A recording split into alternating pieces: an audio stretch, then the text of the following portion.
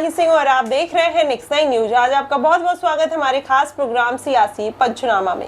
आज बात करने वाले हैं उत्तर प्रदेश की राजनीति को लेकर। जी हाँ, उत्तर प्रदेश में 9 सीटों पर उपचुनाव होने वाले हैं। ऐसे में सभी पार्टियां अपना दमखम दिखाने में लगी हुई हैं। अखिलेश यादव अलग तरीके की राजनीति करने की कोशिश कर रहे हैं, जिसमें वो चाहते हैं कि भारतीय जनता पार्टी को इस बार कम से कम सीटें मिले या एक भी सीट ना मिले। यही प्रयास कहीं ना कहीं उनका जारी है, लेकिन उनके प्रयासों पर पानी फेरने के लिए मायावती ने भी अपनी रणनीति बना ली है। जी हाँ, कुछ ऐसी सीटें हैं जहां पर अखिलेश यादव ने मुस्लिम प्रत्याशी उतारा, उसके बाद मायावती भी मुस्लिम प्रत्याशी उतारते हुए नजर आई। जाहिर तौर पर है दोनों का वोट बैंक कहीं ना कहीं कटता हुआ नजर आएगा और इसका जो फायदा है वो और पार्टियों को होने की पूरी संभावना जताई जा रही है। वहीं अगर देखा जाए तो इसमें अगर अहम भूमिका कोई निभा सकता है तो चंद्रशेखर आजाद रावण है। ओवैसी ने 3 सीटों पर अपने प्रत्याशी उतार दिए हैं। ऐसे में ओवैसी भी खेल बिगाड़ सकते हैं। पल्लवी पटेल का भी कहा जा रहा है कि वो गठबंधन में आ सकती हैं। ऐसे में स्वामी प्रसाद मौर्य हैं जो कुछ बड़ा खेला कर सकते हैं। तो ऐसे में सभी पार्टियां अपना अपना समीकरण बनाने में लगी हुई हैं। करहल सीट की बात करें तो स्वामी प्रसाद मौर्य की बेटी संघमित्रा मौर्य को टिकट देने की तैयारी भारतीय जनता पार्टी ने कर ली है। अब ऐसे में भारतीय जनता पार्टी से अगर संघमित्रा को टिकट मिल जाएगा तो क्या मायावती स्वामी प्रसाद मौर्य को साधने का प्रयास करेंगी या फिर अखिलेश यादव फिर से इन सभी पार्टियों को अपने खेमे में लेते हुए नजर आएंगे। वहीं संजय निषाद की बात जिस तरीके से निकल कर आ रही है कि वो भारतीय जनता पार्टी से सीट को लेकर नाराज है, ऐसे में क्या अखिलेश यादव उनको कोई बड़ी सीट सौंप सकते हैं? ये तमाम सवाल कहीं ना कहीं उत्तर प्रदेश की राजनीति में घूमते हुए नजर आ रहे हैं। आज इन्हीं तमाम मुद्दों पर चर्चा करेंगे। हमारे साथ मनीष मौजूद है। मनीष, आपका बहुत बहुत स्वागत है। मनीष, क्या लगता है कि उत्तर प्रदेश में जो अभी फिलहाल समीकरण बनते हुए नजर आ रहे हैं, इसका कितना असर देखने को मिल सकता है? ओवैसी और बात निकल कर आ रही है कि चिराग पासवान भी अब उत्तर प्रदेश की राजनीति में एंट्री करने वाले हैं। ऐसे में चंद्रशेखर आजाद, मायावती, पल्लवी पटेल, क्या समीकरण बनता हुआ नजर आता है और उसमें अहम भूमिका स्वामी प्रसाद मौर्य की क्या हो सकती है? जी बिल्कुल, यहाँ पर देखा जाए तो अब उपचुनाव का माहौल जिस तरह से बनता हुआ नजर आ रहा है, उसके बाद चुनाव की तारीख भी धीरे धीरे नजदीक आती जा रही है। 13 नवंबर की तारीख तय की गई है। 9 विधानसभा सीटों पर उपचुनाव होने हैं। ऐसे में अब कहीं ना कहीं देखा जाए तो स्वामी प्रसाद मौर्य अपनी सियासी जमीन की तलाश में तमाम राजनीतिक पार्टियों की तरफ रुख करते हुए नजर आ रहे हैं। वो चाह रहे हैं कि यहाँ पर कोई भी पार्टी अगर उनका साथ दे दे, अपने साथ गठबंधन कर ले, तो उनको यहाँ पर कहीं ना कहीं फायदा उस राजनीतिक पार्टी का मिलता हुआ नजर आ सकता है। मायावती की अगर पार्टी की दशा देखें तो लोकसभा चुनाव के बाद या यूं कहें कि 2007 के बाद से ही मायावती की पार्टी के जीत का रेशियो जो है वो घटता चला जा रहा है और ग्राफ जो है काफी ज्यादा नीचे पहुंच गया है। तो ऐसे में लोकसभा चुनाव के दौरान भी जिस तरह से मायावती की पार्टी को झटका लगा, बहुजन समाज पार्टी को, वो कहीं ना कहीं एक सोचने का विषय बन जाता है। और ऐसे में अब मायावती किसी भी पार्टी के साथ, किसी भी नेता के साथ, किसी भी दल के साथ गठबंधन करने से साफ तौर पर इनकार कर रही हैं। तो अब हो सकता है कि मायावती के पास कोई तुरुप का इक्का ऐसा बचा हो जिसके माध्यम से वो अकेले चुनाव के लड़ने की रणनीति अपनाती हुई नजर आ रही हैं। ऐसे में देखा गया जिस तरह से चंद्रशेखर आजाद भी एक समय में चाहते थे कि मायावती के साथ उनका गठबंधन हो जाए, लेकिन चंद्रशेखर आजाद से भी गठबंधन को सिरे से नकारती हुई मायावती नजर आई।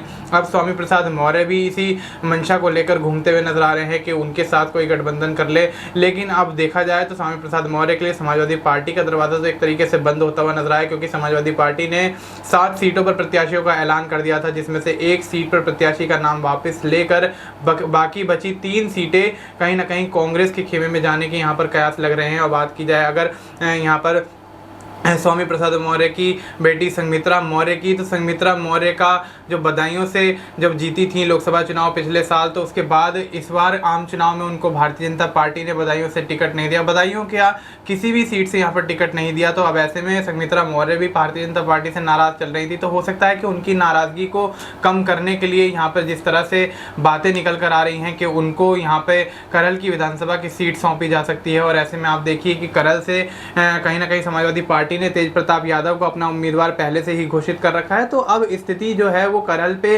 तमाम राजनीतिक पार्टियों की निगाहें टिकी हुई हैं। स्थिति जो है वो इस तरीके की बनती हुई नजर आ रही है कि अब करहल पर आखिर कौन सी पार्टी जीतती हुई नजर आएगी, क्योंकि समाजवादी पार्टी का गढ़ रही है, अखिलेश यादव की सीट रही है। अखिलेश यादव ने सांसद बने जाने के बाद इस सीट से त्यागपत्र दे दिया था। उसके बाद कहीं ना कहीं अब इस सीट पर उपचुनाव का माहौल बनता हुआ नजर आ रहा है। लेकिन देखा जाए तो यादव बहुल जो वोट है वो ज्यादा यहाँ पर हावी है और ऐसे में यादवों का इलाका होने की वजह से कहीं ना कहीं मानता हूं कि अखिलेश यादव के समर्थन में या समाजवादी पार्टी के समर्थन में इस उपचुनाव का फैसला करहल की विधानसभा सीट से जाता हुआ नजर आ सकता है। और हो सकता है कि यहाँ पर संघमित्रा मौर्य आंकड़ों में थोड़ा बहुत ऊपर नीचे करने में जरूर कामयाब रहे। मैं मानता हूं कि जीतना उनके लिए यहाँ पर लगभग मेरे को लगता है कि थोड़ा बहुत मुश्किल तो होता हुआ जरूर नजर आएगा। माही जी बिल्कुल, कहीं ना कहीं थोड़ा बहुत मुश्किल जरूर, जीतना मुश्किल हो सकता है, लेकिन कहीं ना कहीं मायावती अब अपना पूरा दमखम दिखाती हुई नजर आ रही है। लेकिन वहीं अगर मनीष उत्तर प्रदेश का समझा जाए तो पूरी तरीके से अखिलेश यादव का दमखम अभी भी नहीं बरकरार हो पाया है, क्योंकि जो दलित वोट बैंक को खिसकाते हुए नजर आए थे अखिलेश यादव, जिसको लेकर संविधान बदल दिया जाएगा या फिर भारतीय जनता पार्टी दलितों के साथ उस तरीके के व्यवहार नहीं कर रही है, मुस्लिम प्रत्याशियों को अपने पाले में लेने के लिए अखिलेश यादव ने तमाम रणनीति चली। अब ऐसे में चंद्रशेखर आजाद रावण भी मुस्लिम वोटर्स को साध रहे हैं, वहीं ओवैसी भी मैदान में उतर गए हैं और मायावती का भी थोड़ा बहुत जनाधार मुस्लिम प्रत्याशियों के कारण देखने को मिलता है। तो ऐसे में क्या लगता है कि इस बार किस तरीके के समीकरण बनते हुए नजर आएंगे? अखिलेश के पक्ष में मामला जाता हुआ नजर आएगा या भारतीय जनता पार्टी भले ही गठबंधन में सरकार बनाने की कोशिश उसने केंद्र में की और इस बार भी गठबंधन सहयोगियों को अगर सीट दे देती है, 1-2 सीटें, तो क्या जो दबदबा है वो गठबंधन का ही देखने को मिलेगा या फिर इस बार भारतीय जनता पार्टी वो पुरानी गलतियों को सुधारते हुए नजर आ सकती है? जी बिल्कुल, यहाँ पर माही अगर देखा जाए तो भारतीय जनता पार्टी ने अपने पास 8 सीटें रख ली हैं और ऐसे में एक सीट पे जो बची है उस पर कहीं ना कहीं एनडीए के किसी भी समर्थित दल को यहाँ पर देने की बात कही जा रही है। और ऐसे में देखा जाए तो साफ तौर पर आरजेडी और जयंत चौधरी का नाम ऊपर उठता हुआ नजर आ रहा है और वो सीट कहीं ना कहीं आरजेडी के खाते में ही जी हाँ आरएलडी के खाते में ही जाती हुई दिखाई देगी। तो अब ऐसे में अब जिस तरह से देखा जाए तो संजय निषाद यहाँ पर उस एक सीट की ही मांग करते हुए नजर आ रहे थे। संजय निषाद की मांग को सिरे से यहाँ पर खारिज कर दिया गया। उसके बाद यहाँ पर अनुप्रिया पटेल भी कहीं ना कहीं 1 से 2 सीटें मांग रही थी। बात करें ओपी राजभर की तो ओपी राजभर भी यही बात कहते हुए नजर आ रहे थे। लेकिन अगर पूरा सिनेरियो देखा जाए माही, तो अगर यहाँ पर भारतीय जनता पार्टी अपने ही सहयोगियों के बीच 1-1, 2-2 सीटें बांटने लगी तो उनके पास बचेगा क्या? क्योंकि लोकसभा चुनाव में जिस तरह से हारे हैं या यूं कहीं जिस तरह से सीटें कम होती हुई नजर आई हैं, तो उससे कहीं ना कहीं भारतीय जनता पार्टी हो सकता है ये सबक लेकर बैठी हो। और उसके बाद जो यहाँ पर रणनीति खेली गई है या रणनीति चली गई है कि 8 सीटों पर भारतीय जनता पार्टी अपने ही प्रत्याशी उतारेगी, बाकी बची सीट जो है वो आरएलडी यानी जयंत चौधरी के खाते में जाती हुई नजर आएगी।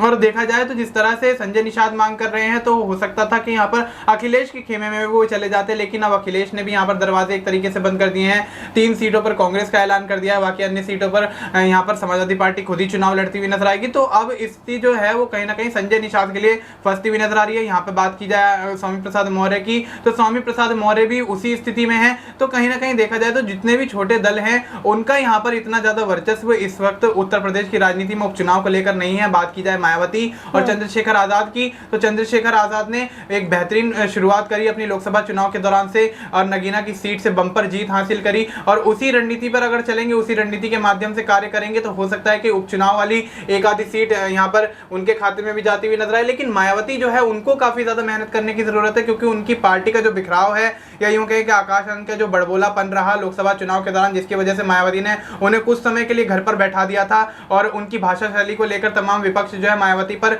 यहाँ पर हमलावर हो गया था। तो ऐसे में उन चीजों का कहीं ना कहीं नुकसान मायावती को लोकसभा चुनाव के दौरान लगता हुआ नजर आया, जिसके कारण यहाँ पर उनके पाले में एक भी सीट जाती हुई नजर नहीं आई। तो अब स्थिति ऐसी है कि मायावती के लिए यहाँ पर बहुत चैलेंजिंग मुकाबला रहने वाला है। 9 विधानसभा सीटों पर अकेले दम से जिस तरीके से चुनाव लड़ने की बात कहती हुई नजर आ रही है, तो अगर यहाँ पर कुछ सीटें निकाल लेती हैं तो बेहतर होगा, नहीं तो 2027 का विधानसभा चुनाव मैं मानता हूँ मायावती के लिए बहुत ज्यादा मुश्किल होता हुआ नजर आएगा। जी बिल्कुल, कहीं ना कहीं मायावती के लिए ये चुनाव मुश्किल भरा हो सकता है, लेकिन देखना यह होगा कि आखिरकार मायावती इस बार कौन सी स्ट्रेटेजी बनाकर अखिलेश यादव हो या फिर आजाद हो उनको टक्कर देते हुए नजर आएंगी या भारतीय जनता पार्टी को किस तरीके से टैकल करेंगी, ये देखना बेहद अहम होगा। फिलहाल आपका क्या कुछ कहना है उत्तर प्रदेश की राजनीति को लेकर, आप हमें कमेंट बॉक्स में जरूर बताइएगा।